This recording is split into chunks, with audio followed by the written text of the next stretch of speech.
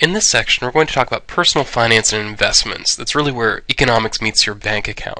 How can you make decisions for your own personal finances that make sense based on economic principles that we were talking about?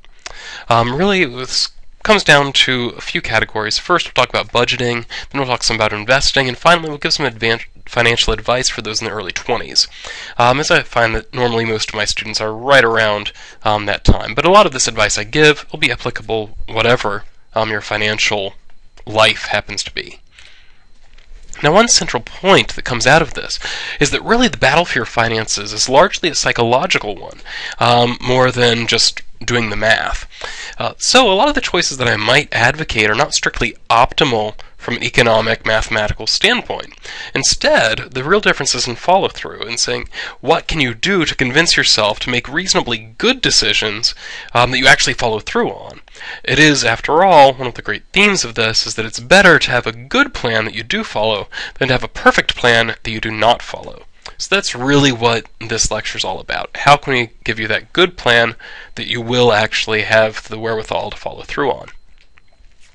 Now, in terms of the basics, there are just two very basic principles. The first is you need to spend less than you earn. This should not be shocking. As long as you spend less than you earn, you will be accumulating wealth. You're not going to have the question of how do I pay my bills, because you are paying all your bills and you have money left over. Tied to this is avoiding debt. As long as you're spending less than you earn, you're going to naturally avoid debt. Now here I borrow some from the wisdom of the ancients, and that is that the borrower is slave to the lender. Now we know that this is not legally true, but psychologically it certainly feels true. If I'm spending, say, half of my time just to pay loans, who am I really working for? Am I working for myself, or am I working for the bank? And so psychologically, it certainly feels like, as a borrower, you are slave to the lender, even if we know legally this is not technically true. So first, just in terms of broad budgeting principles, how do you get within a budget? Here I'm drawing from Elizabeth Warren and her daughter Amelia Warren Tyagi, who wrote a couple great books. Probably the best book on personal finance that I've read is All Your Worth. It's an excellent, excellent book. I highly recommend that. And what they recommend is the 50-30-20 budget. That is, you take half your money, 50%, set that aside for necessities. Necessities includes things like insurance, housing, transportation, food, utilities. What makes something a necessity is that there's a significant, relatively fast consequence from you not spending money on that thing. Right? So if you don't spend money on insurance, and then, for example, you get into a car accident, you have this huge expense that you're hit with immediately, and it's very difficult to deal with that. So insurance has that very serious consequence that comes if you don't spend money on it. Same goes for housing. If you don't pay the rent, you end up out on the streets, and that's a significant impact. If you don't pay, for example, for gasoline for your car, then it becomes very difficult for you to go to work, as most of us work away from home. If you can't get to work, you lose your job. That's also a significant impact. If you don't pay for food, you starve. If you don't pay for utilities, then your lights get shut out. You stop having water service and the like. These are all very serious consequences. So anything that falls into that necessity category should be within 50% of your budget. So add all of those things up, only 50% of your income should go toward necessities. Then the other half, 30% of your overall, should go toward luxuries. This is for things you could easily give up, at least for a little while. So things like eating out. If you don't go to a restaurant, that's not a huge deal. You can eat at home. If you don't go to a movie, that's also not a huge deal. If you don't have cable, not a huge deal. New clothing actually fits under this. Most of us already have enough clothes that we can at least not have to walk around naked for quite a while. So new clothing also is considered a luxury according to the Warren Tyagi setup. That leaves then 20% that goes into savings. Savings includes things like paying down debts, going for your emergency fund, right, paying that off, and also paying anything towards savings. So if you want to save to go on vacation, that's part of your 20%. If you want to save for retirement, that's part of your 20% as well.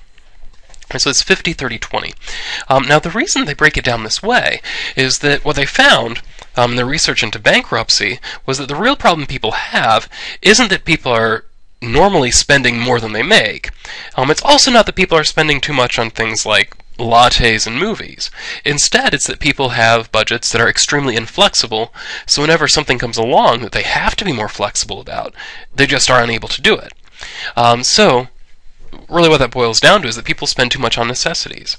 If 90% of your income is going toward spending on things that you really can't cut out, then you have very little room if, say, you lose your job. What are you going to do? Right? You have to maintain at least 90% of your old income, and that might be very, very difficult to do. Where the nice thing about 50-30-20 is that if you set things up this way, right, you can cut your expenses in half, in effect at the drop of a hat. Right? You just decide, well, okay, I don't have any income coming in anymore, well, I'm not going to be setting aside savings, obviously I'm going to cut out all my luxuries, and you can still, based on half the income you had before, you can still pay for your housing, you can still pay for gas in your car, you can still pay for food, you can still keep the lights on. Right, so this provides a lot of flexibility, which is key if you're going to survive any kind of financial calamity. Now once you make a budget following that 50-30-20 principle, the question then comes, how do you actually follow your budget? Here are a few just keys that I think really help control our spending. The first is when you plan your budget, plan every single dollar you expect to come in. This also means that when you're planning how those dollars are going to go out, you need to include periodic expenses and fund money. Right? So there should be some flexibility in this. So on the one hand, periodic expenses, things like oil changes, those have to happen roughly every 3 months. Set aside money every single month, a third of what you're going to need for the oil change when it comes due. Magazine subscriptions, right? They don't feel huge. It's $20, $25, maybe $30, maybe more if you're doing, say, a weekly news magazine. But this is going to break down to $1, $2, $3 a month. It's not that hard, as long as you plan for it. So make sure you plan for these kinds of things. Fund money would just be a category where it's cash you take out, say the beginning of the month or halfway through the month, whenever it's convenient for you, where that cash you can spend on whatever you want, whatever frivolous kind of thing you feel like. Because after all, it is kind of fun to be able to just spend some money. So set aside money specifically for that purpose. It's also best to use this for cash, that way you know when it's gone. Right? So fund money should not go toward things like food or the gas bill, but it should go toward things that are actually fun, that are perhaps impulse purchases. Right? And that's something where, if you're out of money, it's not a big deal for you to just say, I'm not spending it now. Secondly, stop using credit cards. McDonald's did a study and found that in their stores, there's a 47% increase in spending for those that use credit cards versus those that don't. I was rather shocked by this, because I didn't think that I was that susceptible to, say, ordering more food on the basis of using a credit card versus cash. But McDonald's finds this is actually true. Those that are spending more money are doing it using credit cards. So use that to your advantage, use cash. It ends up psychologically, we have more of a connection to cash. It's harder for us to give up cash than it is for us to swipe a credit card. It also ends up that using cash gives you the great visual representation of how much you're spending. Right? Handing over 220s does actually, in a sense, take twice as much effort as handing over 120. Right? Psychologically, you realize that's happening. Whereas the swipe of the credit card feels the same, more or less, whether it's $10 going out or $20 or $100. It's the same swipe. Okay. So, avoid using credit cards. Now, it is true credit cards are useful in our early financial lives for building credit. So here I would advise, use your credit card for things that are very fixed expenditures. For example, there are some, if you're, say, renting in a relatively major apartment complex, often you can pay your rent with a credit card. So, pay the rent with a credit card, then you don't have to worry about writing the check every month. Just make sure you budget to pay that off in the credit card every month as if you were writing the check. And so in this case, your check, you're still writing it, you're just writing it to your credit card company. And that will maintain your credit rating, it'll help you to build credit, all without tempting you to spend more. After all, you're not going to go out and rent a bigger apartment because, oh, now I'm using my credit card. Gas is a similar thing, gasoline. You can probably pretty safely scan your credit card, put gas in your tank, as long as you can afford to fill the tank. In my case, I fill the tank every time I go. I'm not going to go spraying gas around the gas station like a scene out of Zoolander just because I'm using a credit card. So the credit card probably won't make me spend more there.